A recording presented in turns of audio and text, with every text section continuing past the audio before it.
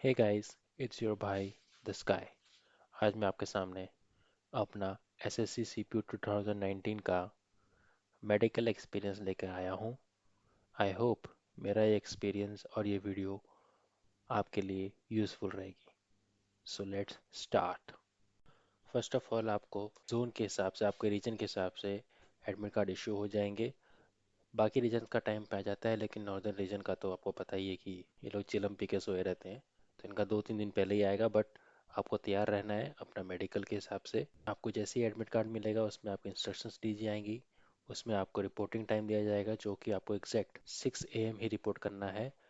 आपको कंसेशन दिया जाता है कि आप आधा घंटा बाद में, 1 घंटा बाद में, कहीं कहीं 1.5 घंटा में बाद में भी दिया जाता है, लेकिन आपको ट्राई करना है कि आप अपने एग्जैक्ट टाइम पे पहुंचे, ताकि आपका अच्छे से बैच बन जाए। जैसा कि मेरा एडमिट कार्ड दिखाया जा रहा है इधर। मेरा एडमिट कार्ड में मेरा सेंटर सीआरपीएफ झड़ौदा कलां था, जो कि दिल्ली पुलिस एकेडमी के ठीक सामने ही है। यहाँ मैं कुछ अपनी फ़ोटो शेयर कर रहा हूँ अपने सेंटर की, जहाँ पे मैंने आपको कैफेटेरिया, डॉक्टर्स का कैबिन, 3 डॉक्टर थे हमारे यहाँ पे, और जो बच्चे जहाँ बैठते हैं वो एरिया दिखा रहा हूँ। और ये जो सामने आपको कॉरिडोर सा दिख रहा है, इसके नीचे लाइन में खड़ा कर देते थे आपके स्टूडेंट्स को, और जो कैंडिडेट को लाइन में खड़ा करके 3 doctor at A time line में खड़ा करके उनको जंप करा के चेक करते थे, जो मैं आपको आगे विस्तार से बताऊंगा। सो ये 11 चीज़ें जो हैं, जो डॉक्टर हमेशा चेक करता ही करता है, चाहे कुछ मर्जी हो जाए, ये 11 चीज़ें आदमी चेक करेगा डॉक्टर। और ये 11 चीज़ों में से जो एक भी दिक्कत होगी तो उसको वो पॉइंट बना सकता है। फर्स्ट ऑफ ऑल, जब मैं सुबह वहाँ पे 6 बजे पहुँचा, तो बहुत सारे कैंडिडेट वहाँ पे पहले से पहुँच चुके थे, और वहाँ पर थोड़ी देर हमको खड़ा करके 15 मिनट, उसके बाद एडमिट कार्ड चेक करके लाइन से हमको हॉस्पिटल के अंदर ले गए। अब उसे हॉस्पिटल कहो या आर्मी की भाषा में MI रूम कहो, तो वैसा ही था। छोटी सी झोपड़ी सी थी, वैसे वहाँ बना जैसे मैंने आपको फ़ोटो में दिखाया, वैसा ही था।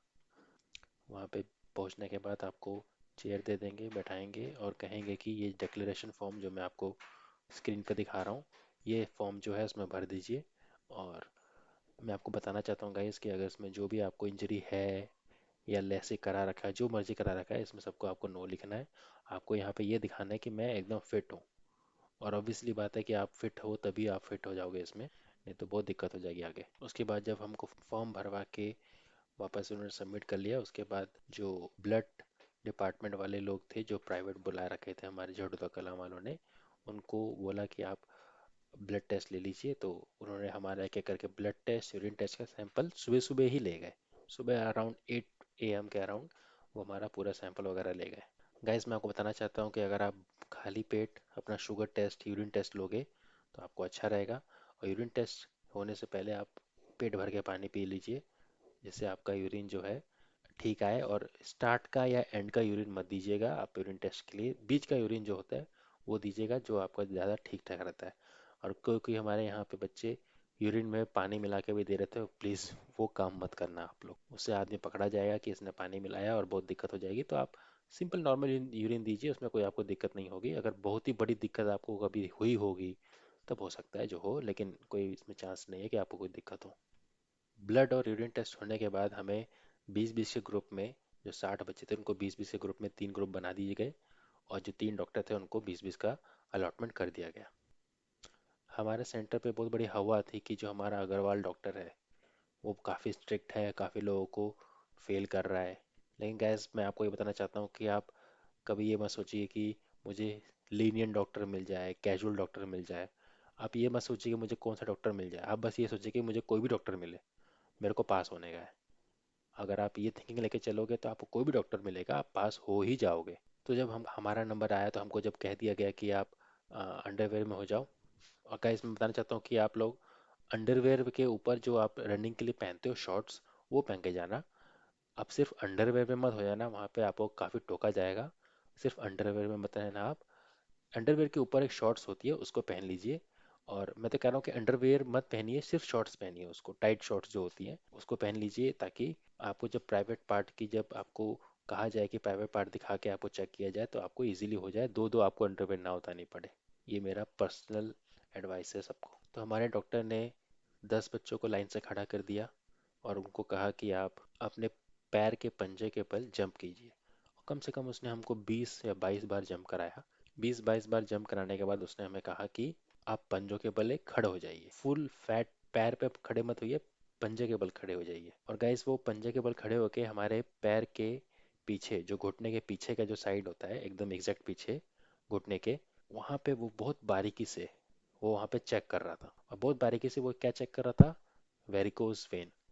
वेरिकोज वेन एक ऐसा है कि जब भी आपका अगर प्राइमरी स्टेज पे है, उसका बहुत बड़ा पॉइंट वो बनाएगा। इनफैक्ट मैं ये तो कह सकता हूँ कि आपको फेल भी कर सकता है वेरिकोज वेन के ऊपर, अगर वो आपको माइल्ड है तो भी। अगर डॉक्टर को डाउट हुआ कि ये इसका वेरिकोज वेन है जो कि आगे जाके बढ़ेगा ही बढ़ेगा, तो उसको वो पॉइंट बना के और काफ़ी भारी पॉइंट बना सकता है, जिससे आपका मेडिकल अनफिट भी हो सकते हो। और ये बात मैं हवा में नहीं कह रहा हूँ, ये बात मैं सामने मेरे हुआ है, इसीलिए मैं कह रहा हूँ।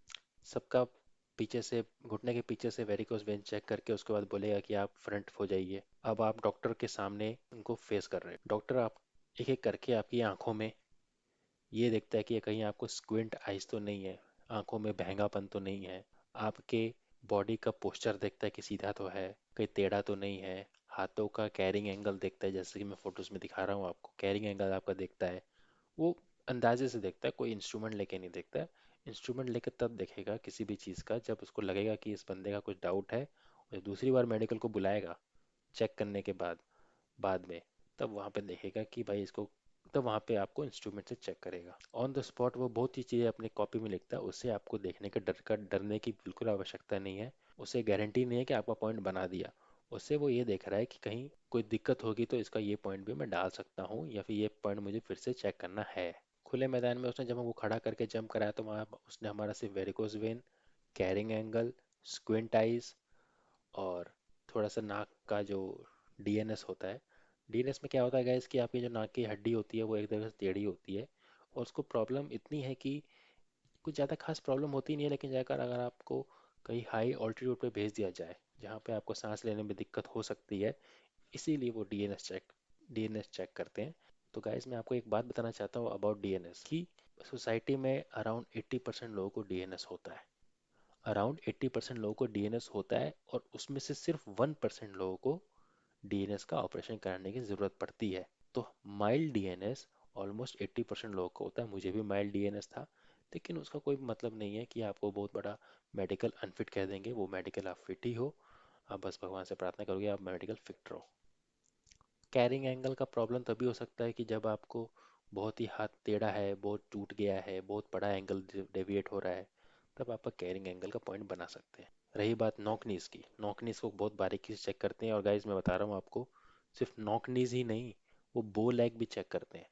आपका घुटना अगर दोनों टच हो रहे हैं वो तो पॉइंट बनेगा ही बनेगा, लेकिन अगर आपके कमर और घुटने के बीच में जो थाई है, फीमर बोन है, उसका एंगल एकदम सर्कल या बाव जैसा हो रहा है, जैसे कि मैं आपको फिगर में दिखा रहा हूँ, तो उसका भी पॉइंट बन सकता है। और वो पॉइंट तब बनता है जब आप बहुत बड़ा जिम्नास्टिक या फिर जिम कर रहे हो और बहुत ज़्यादा वेट मार रहे हो, लेग वेट में बहुत ज़्यादा लेग कर रहे हो, तब आपका वो पॉइंट बन सकता है। और वो प्रॉब्लम बहुत बार आती है। वहाँ पे आपको नॉक नीज चेक करने के लिए वी पोजीशन और फ्लैट एकदम पर पैरेलल पोजीशन दोनों में आपको चेक करेंगे। मैं आपको वहाँ पे एक बात बताना चाहता हूँ कि अगर आपको कुछ भी डाउट है अपने ऊपर कि नॉक नीज है, तो आप कभी भी कुछ पाँव को एकदम टाइट करके पीछे पुश मत कीजिए, या ऐसा पुश मत कीजिए कि आप थोड़े टेढ़े खड़े हो। आप मेरी मानो, वहाँ पे एकदम नॉर्मल खड़े रहिए। थोड़े से पैर कांपेंगे, सब पे कांपते हैं जब आपका नॉक नीज में ज़्यादा डॉक्टर देख रहा होता है, तो आपको पैर हल्के से कांपेंगे, लेकिन आपको काम रहना है, शांत रहना है। अगर आप शांत रहेंगे तो आपकी ऑब्वियसली जब आगे बीपी चेक होगी तब भी प्रॉब्लम नहीं होगी, लेकिन आपको काम रहना है। पैर को ज़्यादा पीछे पुश नहीं करना है जिससे वो पॉइंट बना ले, पैर को ज़्यादा आगे धक्का नहीं देना है जिससे वो पॉइंट बना ले। आपको पैर को नॉर्मल ज़मीन से, ग्राउंड से परपेंडिकुलर रखना है। परपेंडिकुलर रखेंगे तो आपको प्रॉब्लम कम होगी, वो आपका नॉकनीज में पॉइंट नहीं बना पाएगा। वहीं पे खड़े खड़े आपका फ्लैट फुट भी चेक कर लेता है। फ्लैट फुट से प्रॉब्लम ये होती है, अगर आपको फ्लैट फुट है तो आप काफ़ी देर तक एक जगह खड़े नहीं हो सकते। आपकी जो एड़ी है उसमें पेन स्टार्ट हो जाएगा आधे एक घंटे बाद। इसीलिए कहा जाता है कि फ्लैट फुट होना किसी भी फोर्स, आर्मी, नेवी में काफ़ी दिक्कत वाली बात है, इसलिए फ्लैट फुट को फोर्सेस हमेशा अवॉइड करती हैं। तो फ्लैट फुट का अगर आपका पॉइंट है तो मान के चलिए कि आपको फ्लैट फुट का पॉइंट बना देंगे, और इनक्योरेबल डिसीज है तो आपका ठीक होने वाला नहीं है वो। तो गाइस ये तो फर्स्ट राउंड में हमारा मेडिकल में जो देखा वो ये देखा। तो आफ्टर फर्स्ट राउंड डॉक्टर हमके पास हमारे पास आया और उसने मुझे हमको बताया, हम 10 बच्चों को, कि अब हम मैं आपका क्या क्या चेक करूंगा, कैसे कैसे आपको आना है। सो गाइस मैं आपको ये बात बताना चाहता हूँ कि आप जब भी डॉक्टर जो भी इंस्ट्रक्शंस आपको दें उसको ध्यान से सुने। ऐसा ना हो कि डॉक्टर के पास जब आप अंदर गए अपने इंस्ट्रक्शंस ध्यान से नहीं सुनी है, वहाँ पे गलत परफॉर्म कर रहे हो तो डॉक्टर गुस्सा हो जाए। तो आप पे तो गुस्सा हो ही हो, बाकी आने वाले जो आपके कैंडिडेट्स हैं उस पर भी गुस्सा रहें और बेफालतू का पॉइंट बना दे। तो गाइस आप इंस्ट्रक्शन ध्यान से सुने, डॉक्टर जो कह रहा है जिस तरीके से कह रहा है, क्या क्या कह रहा है कि किसके बाद क्या करना है, तो वो आप ध्यान से सुने। जैसे हमें डॉक्टर ने कहा कि मैं आपको अंदर बुलाऊंगा, आपको बोलूंगा कि आप अपना पैंट उतारो। पैंट उतारने के बाद आपको अपनी बॉल्स दिखानी है कि आपके पास 2 बॉल हैं कि एक बॉल है। हो सकता है कि वो बॉल्स पे आपका वेरिकोस वेन भी चेक कर ले अगर उसको डाउट हो तो। उसके बाद वो आपको कहेगा कि आप झुक जाइए, आगे की तरफ झुक जाइए और साइड में मुंह करके खांसिए। जब आपको कहेगा कि साइड में मुंह करके खांसना है तो आपको साइड में मुंह करके ही खांसना है। उसका वो मतलब है आपको सामने ही नहीं खांसना है, और जितनी बार बोलेगा उतनी बार खांसना है, और आपको झुकना है। झुकना है, बैठना नहीं है, नहीं तो डॉक्टर कुछ बोल देगा कि नीचे किसको दिखा रहा है, जमीन में किसको दिखा रहा है, हग नहीं रहा है तू। आपको झुकना है उधर। तो हम इस तरीके से हमारा सेकंड राउंड ऑफ मेडिकल भी डॉक्टर ने चेक कर लिया। उसके बाद उसने थर्ड राउंड के लिए बुलाया, जिसमें थर्ड राउंड में वो हमारे तीत, बीपी और कलर ब्लाइंडनेस, ये 3 चीज़ें चेक कर रहा था। और 3 चीज़ें चेक करने के बाद उसने हमको बोला था कि हम आपका आई टेस्ट करेंगे, लंबा सा आपको दूर में खड़ा करके आई चार्ट से। उसने हमको बुलाया, बीपी चेक किया, साथ साथ में हमसे पूछता है कि आपने क्या पढ़ाई की है, कहाँ से पढ़ाई की है। ये सबसे नॉर्मली पढ़ाई बातें पूछता है ताकि आप काम रहें। आपका बीपी अच्छा है, डॉक्टर खुद नहीं चाहता है कि आपका बीपी लो या हाई आने से आप मेडिकल में आपका पॉइंट बन जाए, डॉक्टर खुद नहीं चाहता, इसलिए वो आपको खुद से काम करता है। जहाँ तक रही कलर ब्लाइंडनेस वाली बुक पढ़ने की बात, इशिहारा बुक पढ़ने की बात, गाइस मैं बता रहा हूँ आपको कि वो डॉक्टर पूरा आपसे पढ़वाएगा, A to Z हमसे तो पूरा पढ़वाया था। और उसको पूरा कंफर्म होना था कि बंदे को कहीं कलर ब्लाइंडनेस तो नहीं है। उसने पूरी जो 20 की 30 बुक पेजेस थे सब हमसे पढ़ाए, सारी डायरेक्शन पूछी। जिस पेज पे कोई भी फिगर नहीं बन रही है वो भी पूछा कि इसमें कहाँ फिगर बन रही है बताओ। तो गाइस आपको समझना है, वहाँ पे ध्यान देना है और जितना फास्ट हो सके उतना फास्ट काम करना है। डॉक्टर के पास बहुत टाइम नहीं होता, किसी के डॉक्टर के पास बहुत टाइम लेता है। हमारा डॉक्टर बहुत फास्ट था, बहुत बहुत फास्ट फास्ट करना चाह रहा था वो, इसीलिए उसने बहुत फास्ट फास्ट किया। उसके बाद आई टेस्ट जो हुआ लॉन्ग डिस्टेंस से, वो भी उसने बहुत अच्छी तरह किया। एक एक टच कर रहा था, रैंडमली पूछ रहा था। हमारे यहाँ जो आई चार्ट थे वो ऑल द डेज सेम रहे थे। तो याद करने का मतलब तो नहीं है, लेकिन अगर आप याद करना चाहो तो सेम है तो याद कर भी सकते हो। हमने तो याद नहीं किए थे, लेकिन हमको वहाँ पे दिख गया था कि क्या क्या है, आराम से दिख रहा था, कोई बड़ी बात नहीं थी। स्टार्ट में हमारा जब हाइट और वेट हुआ था तब हमारा हाइट और वेट एकदम स्ट्रिक्टली मेजर किया गया था, ताकि कोई बच्चा अगर ओवर वेट, अंडर वेट या फिर अपने, जो मैं आपको स्क्रीन पे अपना रेंज दे रहा हूँ उस रेंज में आपका वेट होना ही चाहिए। अगर नहीं है, अगर आपका उसका रेंज में वेट नहीं है तो आपको अपने आप को खतरे में तो मत मानिए, लेकिन सेफ भी मत मानिए। अगर उनका मन किया, डॉक्टर का मूड रहा तो वो आपको पॉइंट बना देगा, आपको फेल भी कर सकता है, लेकिन आप, मेरे हिसाब से आप 1 डेढ़ महीने पहले से रनिंग स्टार्ट कीजिए। अंडर वेट है तो वेट में आ जाइए, रेंज में आ जाइए। शुरू में जब एक्सरे हुआ था, आपको हॉस्पिटल ले जाके एक्सरे कराएंगे, तो एक्सरे में कोई ज़्यादा टेंशन वाली बात नहीं है। अगर आप स्मोक करते हैं, अल्कोहल लेते हैं तो ज़्यादा दिक्कत नहीं होनी चाहिए। गैस ये सब जब होने के बाद हमारा काम ख़त्म हो गया, हमको कहा गया कि आप कपड़े वपड़े पहन लीजिए और वेट कीजिए, आपको लंच करना है तो आप लंच कर लीजिए। वहाँ पे जो असिस्टेंट कमांडेंट थे उनको हमको बताया कि अगर आपको बाहर कोई दलाल वलाल मिले जो कहे कि हम आपका मेडिकल क्लियर करा सकते हैं तो उसके चक्कर में ना पड़े। अगर मैं खुद आके भी आपको कहता हूँ कि आप मुझे पैसे दे दीजिए, आपको मैं मेडिकल क्लियर करा दूंगा, तो आप मुझे भी पैसे ना दें। इस हद तक उन्होंने हमको समझाया। उसके बाद हमने लंच करने बाहर चले गए, आधे 1 घंटे में आए। और शाम के अराउंड 5 बजे तक, 4-5 बजे तक मेडिकल रिजल्ट आ चुका था। और मेडिकल रिजल्ट जब आया तो एक एक करके जब फिट अनफिट के बारे में बताया गया कि कौन कौन फिट है अनफिट है। जो अनफिट है वो चाहेगा तो अपना री मेडिकल के लिए अप्लाई कर सकता है, नहीं चाहेगा तो उसकी मर्ज़ी है। और जो फिट है, जब मेरा नाम लिया गया कि आप फिट हैं, तो मैं तो भाई बड़ा खुश हुआ। मैं तो बैग घुमाता हुआ, झूलता हुआ, नाचता हुआ अपने घर गया। और इसी तरह मेरा एक दिन में मेडिकल क्लियर हो गया। और मैं ये कहना चाहता हूँ कि अगर आपको री मेडिकल मिले और आप ले लें, उसको पक्का ले लें, क्योंकि अगर आपको कोई भी ऑप्शन होगा तो उसका चांसेस हैं कि आप पास हो सकते हैं, अगर वो क्यूरेबल है तो। तो गाइज़, यही था मेरा एक्सपीरियंस जो मैंने मेडिकल में अपना फेस किया। अगर आपको ये वीडियो यूज़फुल लगी हो तो आप ये वीडियो को शेयर करें, और तब तक के लिए best of luck for your exams, and God bless you. Take care. Bye.